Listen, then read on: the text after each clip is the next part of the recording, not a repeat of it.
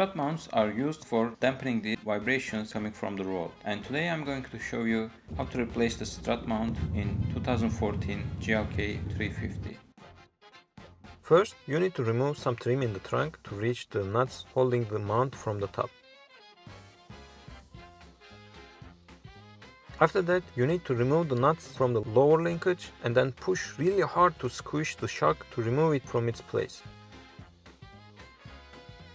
Removing and installing the mount from the shock is also really hard. You need to hold the shock shaft in fixed position, then unscrew the nut holding it place to separate it from the shock. I mean, it's hard but not impossible job.